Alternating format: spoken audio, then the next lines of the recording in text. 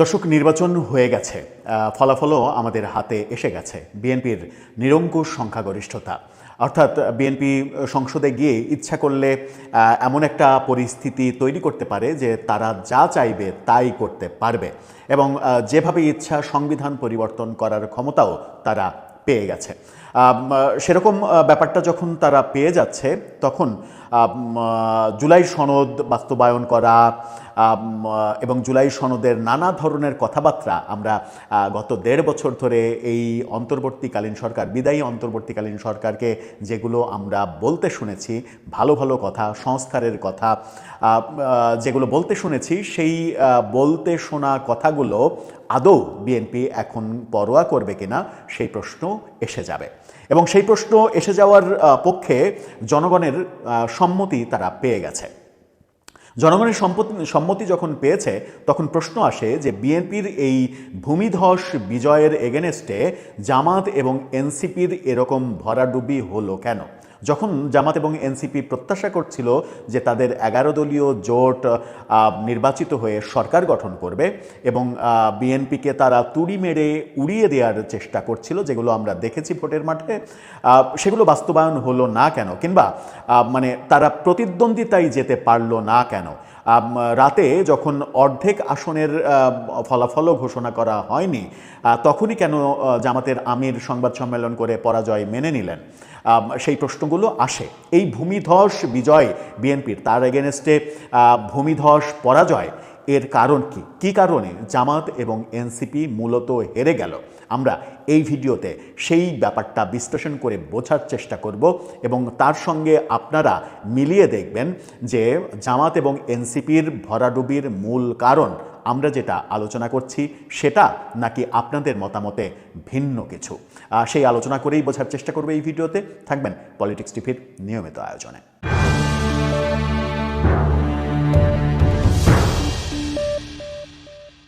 দর্শক, বলছিলাম জামাত এবং এনসিপি জোটের এই ভরাডুবিটা হলো কেন? বিএনপি কেন নিরঙ্কুশ সংখ্যাগরিষ্ঠতা পেয়ে গেল?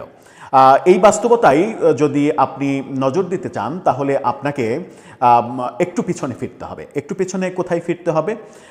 জামাতের সবথেকে বড় ক্ষতিটা যেটা হয়ে গেছে সেটা হচ্ছে, ব্যক্তিগতভাবে আমি জামাত কিংবা বিএনপি কোন জোট জিতলো, কে জিতলে কি লাভ ক্ষতি, এগুলোর মধ্যে তো ব্যক্তিগতভাবে আমার কোনো ইন্টারেস্ট নেই, কিন্তু আমি একেবারে মাঝখানে দাঁড়িয়ে যে পর্যবেক্ষণটা আমার তৈরি হয়েছে সেগুলোই আলোচনা করার চেষ্টা করছি। মূলত জামাতের ক্ষতিটা হয়েছে এনসিপির সঙ্গে জোট করে। এনসিপির সঙ্গে জোট করার মাধ্যমে যে ক্ষতিটা হয়েছে সেই ক্ষতি, নাম্বার 1 ক্ষতি হচ্ছে এবারের নির্বাচনে জামাতের আওয়ামী লীগের ভোটার যারা ভোট দিয়েছেন তাদের একটা বড় ভোট, তাদের একটা বড় সমর্থন পাওয়ার সম্ভাবনা ছিল। কেন ছিল? কারণ বিগত ১.৫ বছরে জামাত আওয়ামী লীগের বিরুদ্ধে কোনো নিপীড়ন, নির্যাতন এই কাজগুলো করেনি যে অভিযোগগুলো বিএনপির বিরুদ্ধে ছিল। অর্থাৎ আওয়ামী লীগের যারা ভোটার, আওয়ামী লীগের যারা নেতাকর্মী, তারা এক ধরনের ত্যক্ত বিরক্ত হয়েছিল বিএনপির উপরে, যে জায়গাটা জামাত অনায়াসেই নিতে পারত এবং আওয়ামী লীগের একটা বড় ভোট ব্যাংক জামাতের উপরে আসতো। যখনই জামাত এনসিপির সঙ্গে জোট করলো তখনই আওয়ামী লীগের ভোটাররা সিদ্ধান্ত নিয়ে নিলেন জামাত জোটে ভোট নয়। অর্থাৎ এনসিপিকে আওয়ামী লীগ প্রধান শত্রু মনে করে এবং আওয়ামী লীগ মনে করে যে তাদের যে পতন হয়েছে এই পতনের মূল কারণ হচ্ছে এনসিপি। সাথে আরও হাজার কারণ থাকুক না কেন, সাথে মেটিকুলাস ডিজাইনের কারণ থাকতে পারে, আমেরিকান ডিপ স্টেটের কারণ থাকতে পারে, সাথে জামাতের ষড়যন্ত্র, জামাতের অর্থলগ্নি থাকতে পারে, একজন বিশেষ ব্যক্তি, বিশেষ ক্ষমতাবান বর্তমান সময়ে বাংলাদেশে, তার একটা বিশেষ লবিং কিংবা অর্থলগ্নির ব্যাপার থাকতে পারে, হাজারো ব্যাপার থাকতে পারে। এই ব্যাপারগুলো আমি পাত্তা দিতে চাই না, কিন্তু আওয়ামী লীগের আওয়ামী লীগ পাত্তা দিতে চায় না, পাত্তা দিতে মূলত চায় না। তারা মনে করে যে তাদের পতনটা হয়েছে মূলত এনসিপির যারা নেতা তাদের কারণে, অর্থাৎ তাদের প্রধান শত্রু জামাত নয়, তাদের প্রধান শত্রু এখন এনসিপি। সুতরাং এনসিপির সঙ্গে জামাত যখনই জোট করেছে এবং চরমোনাই পীরের সঙ্গে জোটটা ভেঙে এনসিপির সঙ্গে জোট করেছে, জোট করে এনসিপিকে 32টা আসন দিয়েছে, তাতেই জামাতের মনে হয় নির্বাচন থেকে ছিটকে যাওয়ার পরিস্থিতি তৈরি হয়েছে। যখন এনসিপির সঙ্গে জোট করেছে তখন একটা ভিডিওতে আমরা বলেছিলাম যে এই জোটে সবথেকে বেশি ক্ষতিটা হলো জামাতের এবং অবশ্যই আরও বেশি ক্ষতি হয়েছে এনসিপিরও। দুই দলেরই ক্ষতি হয়েছে। দুই দলের ক্ষতি হওয়া সত্ত্বেও এই দুই দল এক জায়গায় হয়েছে, তাতে করে দুই দল ক্ষতিগ্রস্ত হয়েছে। এখন যেটা হয়েছে সেটা হচ্ছে জামাত একটা বড় সুযোগ হারালো। আওয়ামী লীগের একটা বড় ভোট ব্যাংক তাদের পাওয়ার কথা ছিল, যে ভোট ব্যাংকটা একটা ভোটও তারা পায়নি, শুধুমাত্র এনসিপির কারণে, এনসিপিকে জোটে রাখার কারণে। এটা আপনি মিলিয়ে নিয়েন, আপনারা যারা এই বিশ্লেষণটা শুনছেন তারা মিলিয়ে নিয়েন যে ব্যাপারটা তাই কিনা। আবার এনসিপির কি ক্ষতি হলো? এনসিপির যেটা ক্ষতি হলো, এনসিপি রাজনৈতিক দল গঠন করেই যেটা বয়ান দিয়েছিল তারা একটা মধ্যপন্থী দল হবে, না বামপন্থী না ডানপন্থী না অতি ডানপন্থী, কোনো পন্থীতে তারা যাবে না। কিন্তু হঠাৎ করেই তারা অতি ডানপন্থী শক্তির সঙ্গে জোট করে ফেললো এবং এই জোটের ফলে তাদের দলে একটা বড় ভাঙন তৈরি হলো এবং এই ভাঙন একটা বার্তা দিয়ে দিল যে এনসিপি নতুন রাজনৈতিক বন্দোবস্তের যে বয়ানগুলো দেওয়ার চেষ্টা করছে সেগুলো তাদের অভিনয়, আদতে তারা অতি ডানপন্থী মানসিকতারই এই প্রজন্মের তরুণ। এবং অনেকে তো একটু বেশি কটাক্ষ করে বলেন এনসিপি মূলত জামাতেরই বি টিম। যে সমালোচনাগুলো ছিল সেই সমালোচনাগুলো এখন প্রতিষ্ঠিত হয়ে গেল যে এনসিপি জামাতেরই বি টিম। তাতে করে এনসিপির রাজনৈতিক ভবিষ্যতের অনেক বড় ক্ষতি হয়ে গেল। আরও অনেক বড় ক্ষতি হতে পারত যদি এনসিপির তারকা ফিগারদের কয়েকজন, মানে হাসনাত আবদুল্লাহ কিংবা হান্নান মাসুদ কিংবা নাহিদ ইসলাম কিংবা আক্তার হোসেন, তারা যদি বিজয়ী হতে না পারতেন। তারা বিজয়ী হতে না পারলে আরও বড় ক্ষতি হতো। হয়তো একটু ক্ষতি থেকে বেঁচেছে এই ৩-৪ জন বিজয়ী হওয়ার কারণে। তার মানে এই জোটটা করার ফলে তারা দুই দলই ক্ষতিগ্রস্ত হয়েছে। জামাত হারিয়েছে তাদের বিজয়ের সম্ভাবনা, আর এনসিপি হারিয়েছে তাদের ক্রেডিবিলিটি, তাদের বিশ্বাসযোগ্যতা, তাদের উপরে মানুষের আস্থা, এবং সেই আস্থাটা নষ্ট হয়ে আস্থাহীনতা কাজ হয়েছে। নাম্বার ওয়ান, একটা আলোচনা গেল। আর একটা বড় কারণে জামাত এবং এনসিপির ভরাডুবি হয়েছে, সেটা হচ্ছে যে বাংলাদেশে গত ১.৫ বছরে যত মবের ঘটনা ঘটেছে সেই সমস্ত মবের পেছনে এনসিপি এবং এনসিপির সাপোর্ট ছিল। এনসিপির হয় সাপোর্টের একটা গোষ্ঠী, জুলাই যোদ্ধা, না হলে তৌহিদি জনতা, না হলে এনসিপি, না হলে সমন্বয়ক, এই পরিচয়গুলো ব্যবহার করেই সারা দেশে একের পর এক মবের ঘটনা ঘটেছে।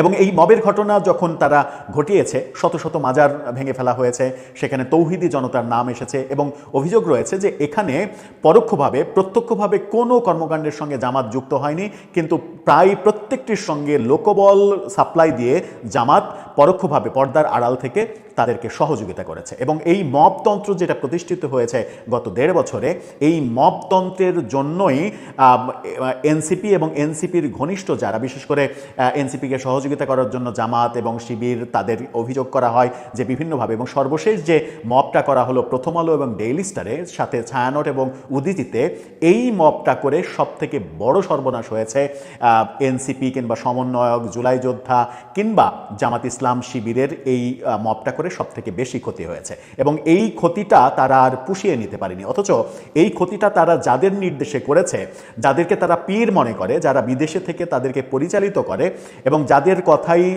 যাদের উস্কানিতে নানাভাবে মব তৈরি তারা করেছে গত ১.৫ বছর ধরে, এবং ওই ৩২ নাম্বার ভাঙা থেকে শুরু করে সারা দেশে আওয়ামী লীগের বাড়ি ঘর ভাঙা, আওয়ামী লীগের মন্ত্রীর বাড়িতে হানা দেওয়া, এখানে করা ওখানে করা, হাঁসের মাংস খাওয়া, ওয়েস্টিনে ছুটে যাওয়া, চাঁদাবাজির ঘটনার সঙ্গে ছাত্র উপদেষ্টাদের নাম জড়িত হওয়া, উপদেষ্টা হয়ে প্রচুর দুর্নীতির অভিযোগ আসা, উপদেষ্টাদের পিএস এপিএসদের দুর্নীতির খবর, শত শত কোটি টাকা দুর্নীতির খবর আসা, হাজার হাজার কোটি টাকা বিদেশে পাচারের নানা অভিযোগ।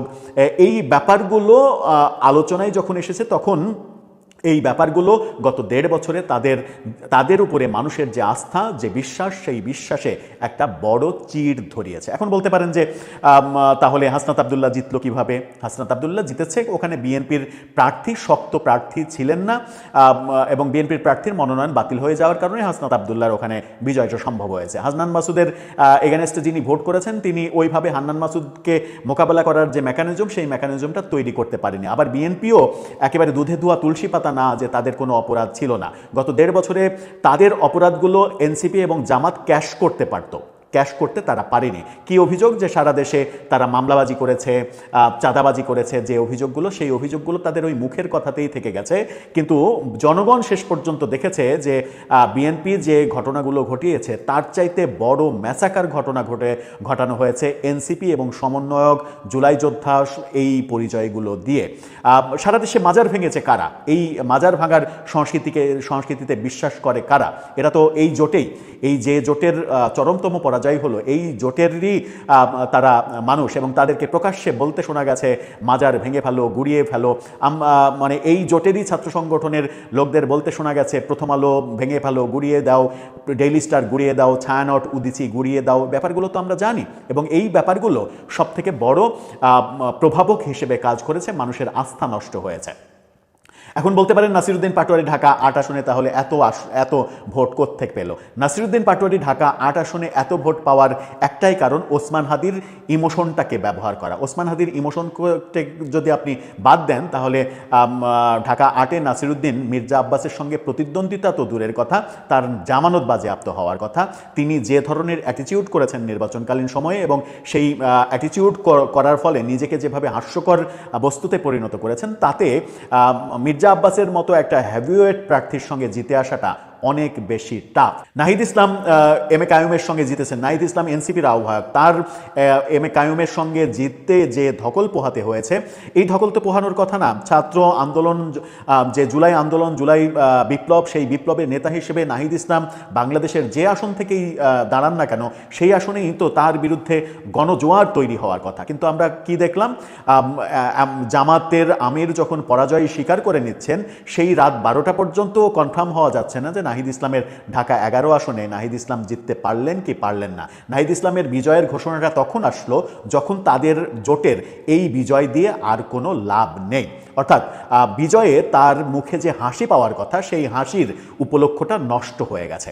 এবং এই যে মবতন্ত্র 1.5 বছরে প্রতিষ্ঠিত করা হয়েছে, এর পেছনে নানাভাবে সরকার তাদেরকে উৎসাহিত করেছে, সরকার তাদেরকে সহযোগিতা করেছে, এবং তাদের সর্বনাশ, এনসিপির সর্বনাশটা করেছে আরও বেশি সরকার, এবং আরও স্পেসিফিকভাবে বলা যায় যে সরকারের কয়েকজন ব্যক্তি, যারা মবকে মব হিসেবে স্বীকার করতে চাননি, যারা মবকে প্রেশার গ্রুপ বলেছেন, এবং তারাই আবার মাইলস্টোন কলেজে গিয়ে মবের শিকার হয়েছেন, 9 ঘন্টা অবরুদ্ধ থেকেছেন। এই ব্যাপারগুলো আমরা দেখেছি। তারাই আবার প্রথম আলো ডেইলি স্টার পুড়িয়ে দেওয়ার পরে হাই হাই করেছেন, মানে অন্তর জ্বলে পুড়ে ছারখার হয়ে গেল, এই ব্যাপারগুলো তাদের মধ্যে দেখেছি।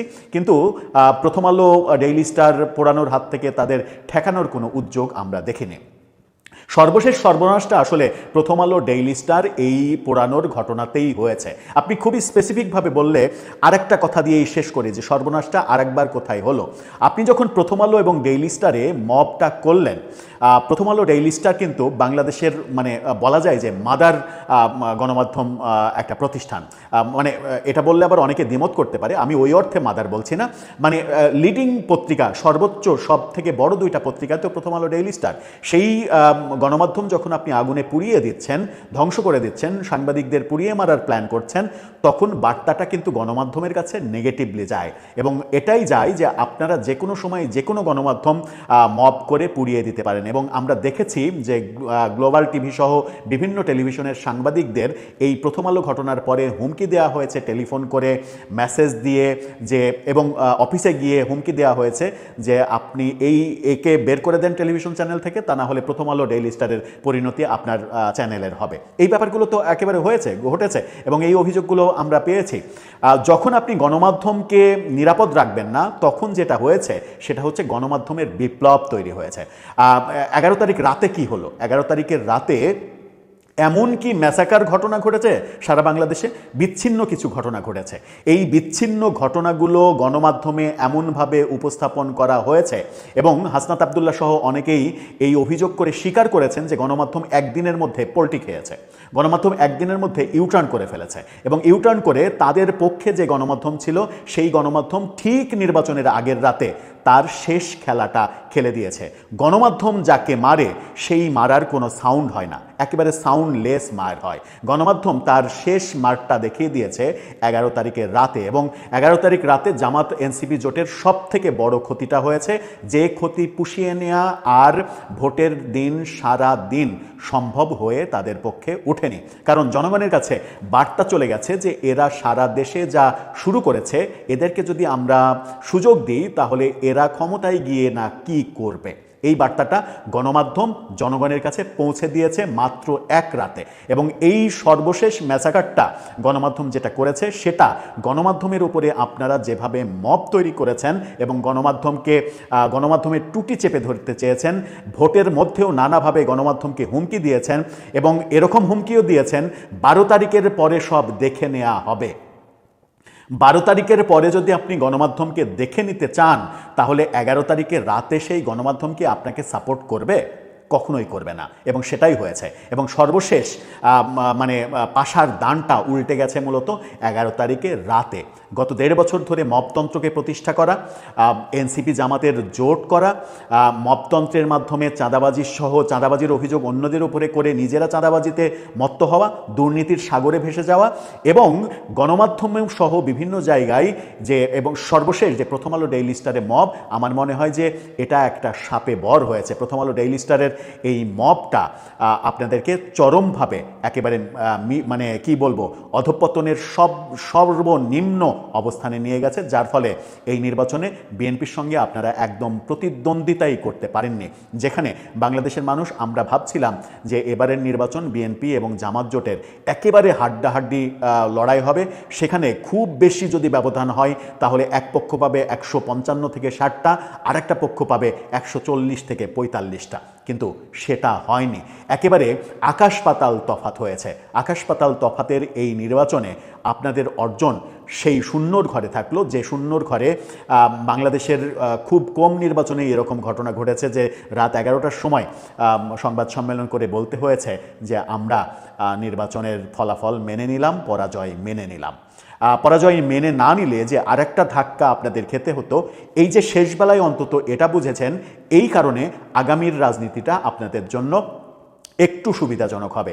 আগামীতে এই ভুলগুলো সংশোধন করে এই মবতন্ত্র কায়েম না করতে চেয়ে জনগণকে আস্থায় নিয়ে যদি রাজনীতিটা করতে পারেন, এবং খবরদারি করা, নাম নিয়ে নিয়ে গণমাধ্যমের কথা বলা, অমুক গণমাধ্যমকে দেখে ফেলবো, অমুককে দেখে নেব, অমুককে দেখে নেব। নাসিরুদ্দিন পাটোয়ারি তো বলেই দিয়েছেন যে আমি জিতি আর না জিতি 12 তারিখের পর মির্জা আব্বাসের সাম্রাজ্য আমি ধ্বংস করে দেব। এখন মির্জা আব্বাস জেতার পরে যদি এরকমটা বলে ফেলেন যে নাসিরুদ্দিন পাটোয়ারি কোথায় একটু। দর্শক, সম্পূর্ণ ভিডিওটি দেখলেন, আশা করি বিষয়টি বুঝতে পেরেছেন।